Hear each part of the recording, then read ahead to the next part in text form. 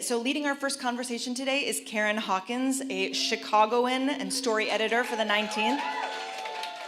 Please welcome Karen and her amazing panelists to the stage.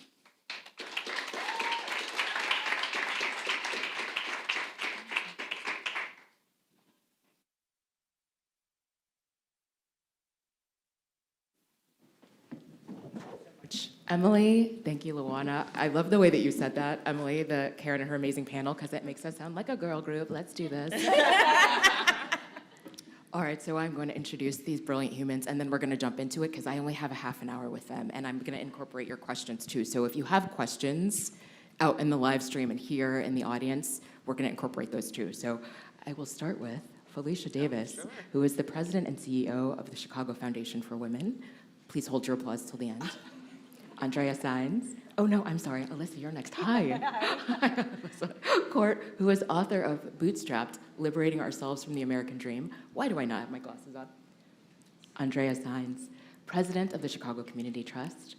And Brandie, Knazze, commissioner of the Department of Family and Support Services for Chicago. Let's give them a hand for being here.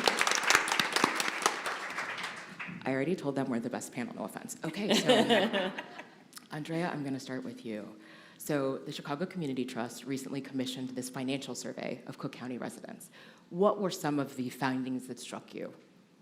So we partnered with an organization called the Financial Health Network, and they've been doing a national survey to understand the financial health of Americans generally for the last several years. And they define financial health as, being able to pay your bills on time, having enough savings to get through a crisis, and finally being able to plan for the future. And across all of these dimensions, what we found was not surprising because of Chicago's history of segregation and continued legacy of that severe segregation, that in Chicago, Black and Latino people are much less likely to be financially healthy, not only than their white counterparts in Chicago and Cook County, but also than their counterparts nationally. And that the difference between Black and Latino financial health in Chicago compared to white financial health in Chicago is much broader than nationally, right? So we know that across the country, if you're Black or brown, you're less likely to be financially healthy than you are if you're white. That's true in Chicago, but in a much more severe way. And one of the things that we've been working on are all of the different ways that we can help build wealth in Latino and Black communities with the understanding that it's really wealth versus income alone that's gonna help us close the gap and get to a better outcome for everybody. Because one of the really scary findings was that even at $100,000 annual income and more, so Black and Latino Chicagoans that are making over $100,000 a year, compared to their white counterparts, are still much less likely to be financially healthy and much more likely to be financially vulnerable. And that's because often, to get to that point, to that level of income, they're going into tremendous debt for education, and they're often the only ones in their family to have attained that level of income. So also much more likely to be supporting siblings, parents, cousins, friends, as they've gotten to that level of income. So just so much work to do in Chicago and Cook County. Again, not different from the rest of the country in terms of the patterns, but just much more severe here. Thank you so much for that. And I will say, kind of the arc I'm hoping to build here is defining this problem and then talking about some solutions. So in case you're feeling depressed after that first answer, don't worry, I'm gonna ask these brilliant humans also about more solutions as Andrea got to them. So I remain optimistic with all that said. Yeah. Thank you. Yes, you're doing amazing work. So, all right, Alissa, so your book, you really interrogate this myth of rugged individuality, that Americans pull themselves up by the bootstraps alone, and that's how they do it. Why are we so attached to this notion, and what harm does it do? Yeah, so hi, everybody. It's great to be here, by the way. Love Chicago. You, Stardust Lady, amazing. Amazing. So we have this story in America, pull yourself up by your bootstraps. And if anybody has ever tried to do that, you'd have to be Simone Biles to be able to, pull yourself. You can't do it. You can't do it. And that that is a myth that has existed for generations, starting in the 19th century and intensified partially to kind of cover up a lie about the labor of enslaved people, the work of women, and the appropriation of indigenous land. So to me, that story begins with, there's a con at the center of our story. And when Andrea was just saying this about the $100,000 number, I was thinking about how we have this idea that keeps being pushed upon us. You know, you can see it in Trump, you can see it in other people as well, though they're closer to us politically, that there's the deserving rich, and that if people are struggling, there's something wrong with them. When you have, generations of not having home ownership because of redlining, you have generations of women who couldn't even have bank accounts, you have land that was given away to white people in the 19th century and not to anyone else, you have a GI Bill that mostly served white men.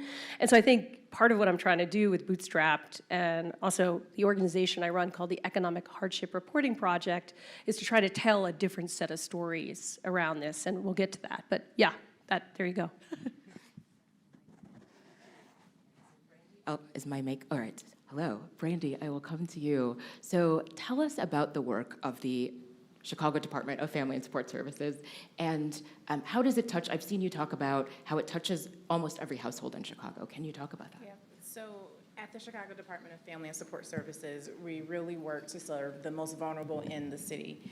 And so we do everything from early learning programs, youth programs, to summer jobs, as well as youth who were in justice involved, as well as workforce development and senior services and homeless. I keep saying and so the real goal is whether we are working with 350 nonprofit partners on behalf of the city or the 28 sites where we provide direct services, we're helping people who are vulnerable and in need get that touch and support that they need. One of the things that we know is prior to the pandemic in 2019, 19% of Chicagoans were living in poverty, right? And 44% of Chicagoans could not pay their bills and meet their basic needs, and that was pre-pandemic times. So when you think about families having to choose, when you think about a senior having to choose between medication or food or sending a child to school, it really impacts their economic mobility.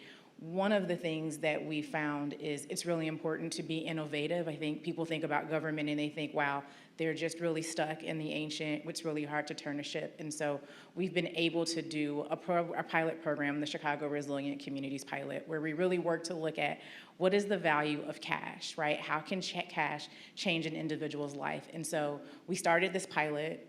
We selected 5,000 people to receive $500 a month for a year. We're coming at the end of that pilot project, and I think it's just been really impactful. The goal really was to be efficient. It was to think about how do we make sure that we give people agency. So many times we make poor people prove that they're poor. You have to demonstrate, oh, bring me this piece of paper, show me that you earn this much money. And that's really re-traumatizes people because they already feel ashamed, right? And so you want to give people the dignity that they need back. On the first day the pilot launched, we received 76,000 applications, right? We received over the course of 3 weeks, 176,000. And so what did that signal to me? It signaled that the need is great. Yesterday, we were just having a conversation with one of the researchers and we were going through the photo vlog. When you think about the need, someone sent a picture of their dinner and their note was, I can finally have fresh vegetables and my whole family at the table. That is so basic, that is so humane, right?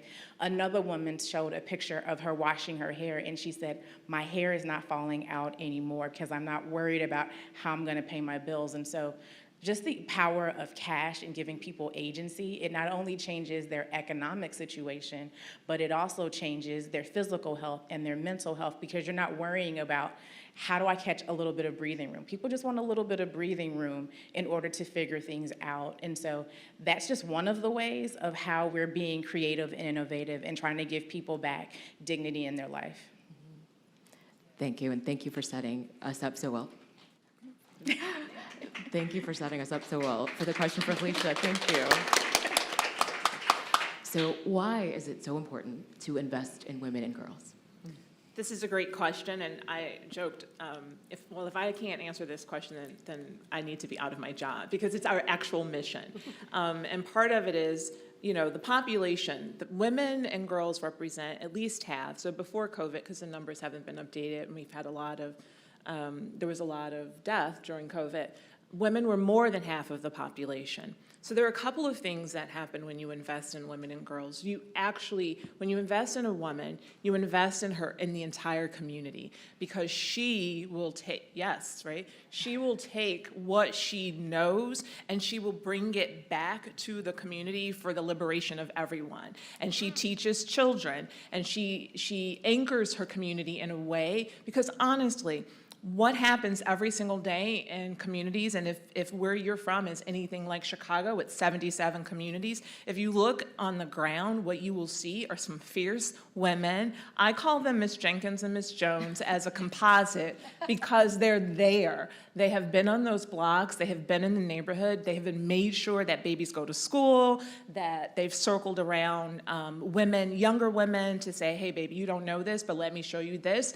They have opened up a wealth of information. And so I think that when you invest in women, our mission statement says at Chicago Foundation for Women, we invest in women and girls as catalysts for better communities for all. And that truly is what happens when you invest in, whether that's educate, housing, providing safety, whatever it is, when you invest a job, living wages, other benefits, when you do that, you actually really do start to change the fabric of our communities in a much more, and it's actually much more equitable. Because women, when we get things, we're actually much more equitable about distributing those things to the community. And I think all of my co-panelists touched on that in part.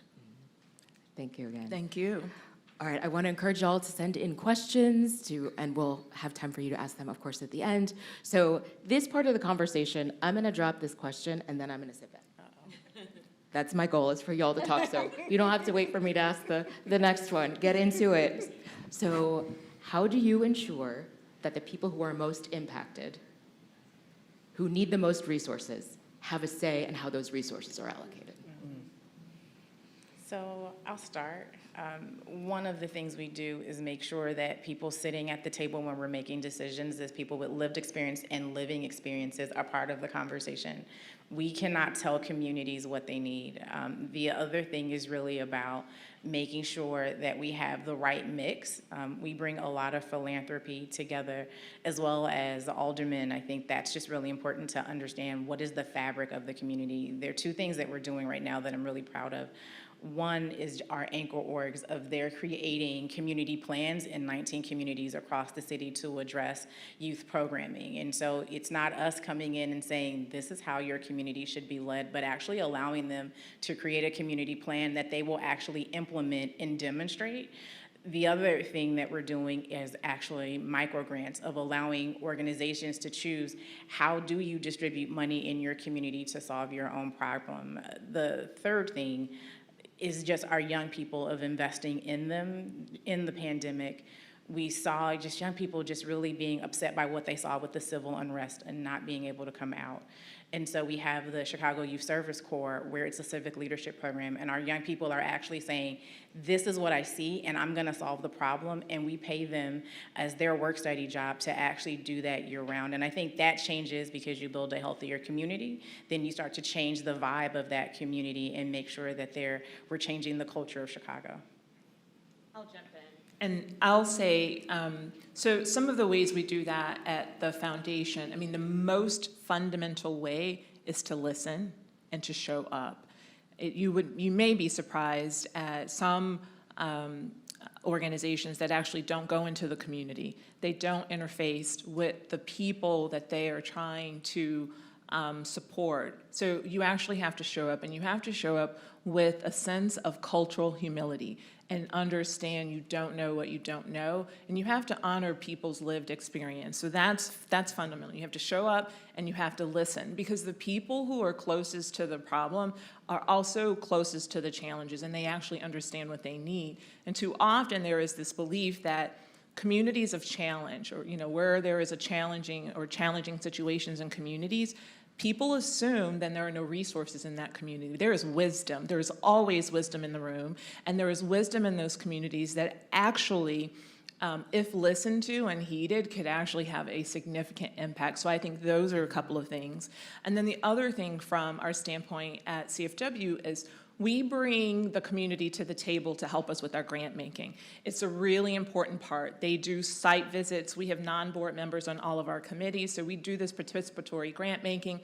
We host everyday women and giving councils and circles, and we support them, and we teach them the tools around philanthropy because we believe every one of us is a philanthropist. You do not have to be the short, fat, white guy on the Monopoly box. Like, we all are philanthropists, right? All the ways in which we're giving back. And I think Andrea alluded to this today, too, because sometimes it shows up as sending your cousin, nephew, brother-in-law, sister-in-law, whoever, to school, right? Sometimes it shows up in mutual aid. It shows up in a lot of different ways. But that, in communities of color, it's always been there, but because our names aren't on buildings, or our pictures or plaques or bronze busts, it doesn't mean that that type of work isn't also equally important. I'll jump in to say, you know, I've been working in Chicago for a couple of decades now, and it's really just in the last few years that I feel so fortunate to be working in partnership. Really, if you look around with women like Felicia and Brandie and like so many leaders of our large philanthropic institutions, our large community service organizations, are women, not only women, but a lot of women, a lot of them that really come from so many of the communities that we're engaging all the time, and that makes a big difference. You know, I feel like for so long, people have finally bought this notion that diversity of thought, diversity of perspective, diversity of background makes a business function better. And now we're seeing that in the social sector in Chicago, this idea that like all of these different perspectives are creating better outcomes. And it's the outcomes that matter most, right? We don't want to do this kind of inclusive thing as window dressing. We want to do it because it really drives change. And I'll just share one example. The Chicago Community Trust, in the middle of the COVID crisis, we were in partnership with the United Way in Chicago to oh my God, I'm forgetting, to raise money, this very basic word, to raise money for direct relief during COVID. And so we were able to pull together a fund and, you know, put money out to organizations on the ground that were providing food, were providing, you know, PPE, were providing all of this stuff. And in the middle of that thinking, we realized that those same communities, primarily Southwest Side immigrant communities, were going to be hardest hit by the economic effects of the pandemic, and so created a fund called We Rise Together to also then invest in economic revitalization in those neighborhoods towards the tail end of the pandemic. It's been about a year and a half, and we've spent $30 million so far and supported projects, real estate projects. So these are really complicated. Real estate projects in neighborhoods hardest hit by the pandemic. And our criteria at the very top, like we wouldn't even consider the project if it wasn't endorsed by the community, the neighborhood itself, and it wasn't part of the community's quality of life plan, and it wasn't something that folks in the neighborhood themselves said, this is what we need. We want to build this health clinic, cafe, whatever, sports facility. It's been a variety of different kinds of things, but really, you know, we knew that it was much more likely to get built, to get used, to be effective as a tool for economic development because the folks in the neighborhood themselves had put their own kind of blood, sweat, and tears into building the plan and getting it done. So far, out of the 30 in just 18 months that we've invested in, 8 have opened their doors, and it's been amazing. Like the small businesses around those neighborhoods are doing well. We've been tracking, we partnered with MasterCard, and we've been tracking economic activity in the neighborhood since before the opening towards the end, and it's spiking and it's kind of going up every weekend. And so for me, it's just like the smart thing to do. Not only is it the morally right thing to do, but the smart thing to do to invest in projects that really have ownership from folks in the community. And now we're seeing so much more innovation come out of that, like, and I know you're gonna like this, worker-owned co-ops. So businesses that we can build in neighborhoods where the money the profits of that business are going to go back into the workers themselves, that they're the ones who are going to benefit from it. So it just feels like we're at the very beginning of finally busting this myth that people, just because they live in communities that have low economic resources, aren't capable of creating vibrant organizations, creating vibrant businesses, and are not worthy of like increased investment. And I feel like that's where we need to keep pushing and using storytelling to change people's mindsets about what's possible when you really invest in people, no matter where they went to college or whatever, all the stupid things that we filter out good ideas from. So I feel like everybody here is saying these incredible things, kind of the equivalent of UBI, University Basic Income. What you're saying about informants in the community actually holding the wisdom, and what you're saying about the worker co-ops and, buy-ins. And I agree with all that. One thing I saw when I was reporting my book, Bootstrapped, was I saw these worker cooperatives where people had so much, like the ones in Chicago, Chai Fresh, they had so much energy for their work, and they wanted to learn QuickBooks. They wanted to learn accounting. They didn't want to just be, entry level. They owned their labor, and that to me was that's part of the project of freeing ourselves from the lie of the American dream and towards a new one, which is going to be closer to the one from 1931, which was our American dream, not my American dream. And I feel like everybody here is talking about the kind of we-ness, and that's part of the project. But for us at Economic Hardship Reporting Project, which I built up with the great Barbara Ehrenreich, who said the philanthropists, the poor are the philanthropists of this country. Exactly what you said. And that, in fact, they're holding up the rich people. They're holding them up. I see an editor from our nonprofit, Debbie Lee. Hi, Debbie. But one of the things we do is we are getting people who are lower income to write, financially struggling, I prefer that word. Sometimes they don't want to be called lower income. Financially struggling to write about their own experience, and then force it into the mainstream media. So that's the idea. So the idea is that people are reading the Washington Post, or they're reading Esquire, or they're reading Refinery 29, and they're like, oh, I'm looking for lips. Oh, this is a story of struggle, first person, really moving, with some answers, Someone experiencing homelessness with an idea for how to redesign a homeless shelter. That's an actual person that we work with. Somebody who is a former vet with PTSD, living in SRO, who talked about performance politics with the VA to get his benefits. So up here, you start to get a little aphasic. Anyway, but so looking for the benefits. And, but it's also people like Ray Suarez, who was an amazing newsman, you guys may have heard of, PBS, who fell on hard times. And we wanted to support him and bring him back to the greatness that he is, and we've been sort of supporting his work. And he said this amazing thing, which a lot of media is by the rich, for the middle class, about the poor. And our ideal at EHRP, and my ideal in this book, is to try to kind of show other kinds of stories and to disrupt that so-called natural order of how the media is supposed to operate. Thank you all so much. You ran with that question so beautifully. Thank you.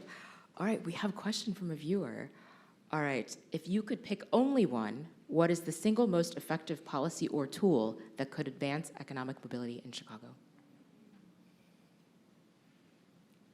You want me to go first? Okay. Yeah. I would choose housing. Affordable housing in Chicago and around the country is just so hard for many people. And I think when you can know that your housing situation is taken care of, people can focus on other parts of their life. They can focus on finding a job, going back to school, taking care of their family. But when you don't know where you're going to sleep at night, when you are wondering if you're going to be sleeping on a bench or in a shelter, I think that just creates so much tension. And so my tool that I would fight for is housing for all. Right now, the moment that we're in, since Brandie's already handled housing, I am going to tackle childcare, because for women, this continues to be, there are many more childcare deserts than there were pre-COVID. We had a bright, shining moment in this country when the President of the United States really heralded childcare as essential infrastructure. But we also saw some people lose their minds at the suggestion of that, right? I was speaking for Women's Day at a corporation, and someone asked me, like, why, like, what's the big deal? Like, why should we have childcare? And I didn't want to lose it, right? I didn't want to, like, but, and I explained, because from a human standpoint, if you, whatever you believe about whether or not women should work, let's put that aside. Let's look at the child. Yeah. Let's look at the humanity of this child and what we actually know about what it takes to have children grow up to be success, and what it means to have a 1,000,000-word gap, and what it means to have socialization, and what it means, right? All of those things, which are actually just good for that human. And so from a human-centered standpoint, childcare works. We've seen it time and time again. And so today, right now, a lot of the economic pressures that are being pushed on women is really around the lack and the paucity of childcare. And while I'm on that, I would say we need to increase the payments and the salary. We need to increase the reimbursements. We need to increase the salaries. We need to increase that whole infrastructure so that the overwhelmingly women in the workforce of childcare providers are actually being able to take care of their own families and their own children in an equitable way. Since Brandie has housed everyone and Felicia has made sure all our children have care, I will go beyond the bare necessities, and I'll say the policy I would create is something akin to what Derek Hamilton from New School has called baby bonds, which means every child born in Chicago gets an investment account in their name at birth. And that grows. So by the time everyone's 18, they have some assets. And they can do something with those assets. They can go to college. They can help with the home. They have assets. So going beyond the bare necessities and saying everybody needs some sort of money that is not necessarily tied to their income and their ability to earn, that they can do something with to get through a crisis, to invest in their future, whatever. So I'm going to go beyond the housing, below bond, I don't know, outside. And I'm just going to say we do need better media. We need better media that's not just coastal. 73% of the news sites are on the coasts, and 27% for the rest of the country. And I think we really need to have people telling their own stories, especially in places like Chicago. It's an amazing city. I can see what people getting to tell their own stories can do, and I do believe in hearts and minds. I say empathy is my metric. So, and then people also can start to care about themselves, too, when they start to see these stories out there. So there you go. All right, thank you. I think we have time for just one question in the room. I'm so sorry. This has flown by. If you have a burning, on fire question, please raise your hand. These brilliant people know? Oh, back there. All right, in the back there. Yeah. Yes, it's you. Hello.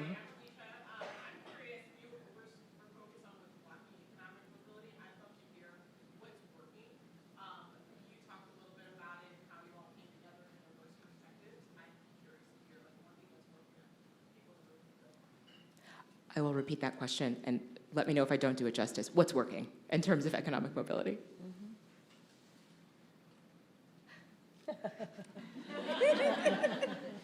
Is this to me? Yeah. Oh, I'm sorry. It's to me. Oh, let me think about this, really. What's working? Well, there is a lot. So in Chicago, there was a lot of work that really has changed some of our communities for the better and really empowered women and increased economic mobility and economic security. Workforce, but we do, okay, I still want to focus on the positive. So there are a number of programs that are continuing to, and the combination, what seems to work the best is when it's kind of like a wraparound approach, very holistic, so that one doesn't have to go to get the things at 5 different places. They can get all the things kind of in one place, in their community, ideally, so that they can get, workforce training, childcare, credit recovery, all of the, a lot of the other re-entry services, as well as perhaps getting a record, expungement services. Those types of models, really those holistic models, are the ones that seem to work well. There is place-based work that we're doing in the Inglewood community. It's called the Inglewood Women's Initiative. There is place-based work that my friend Ruby Bright seeded down in Memphis at the Memphis Women's Fund, and anchor base in a community with all those aspects. Those things work well. I'll add one quick thing that's just easy. The City Colleges of Chicago has partnered with several corporations to create an apprenticeship program for people that For entry-level jobs in large corporations with lots of opportunity for upward mobility, jobs that used to only go to people with BAs from like the top 10 schools in the country. And the companies found that there was just so much attrition at that entry level because those folks wanted to move on quickly to do the next thing, that they created these special programs for 2-year degree people with city colleges. I think there are about 4,000 people in those kinds of jobs now. And many of them who started early days in that program have moved up now into really high-quality jobs with lots of support and lots of professional growth opportunities. And I think that there are about 4,000 or so such apprenticeships right now in Chicago. And if we could just put a 0 on that, another 0 on that number, I think we'd be in really good shape as a city. All right, y'all, we are getting the stop sign. Oh, no. I know, I can't believe it either. Thank you so much for your time. Please thank these folks.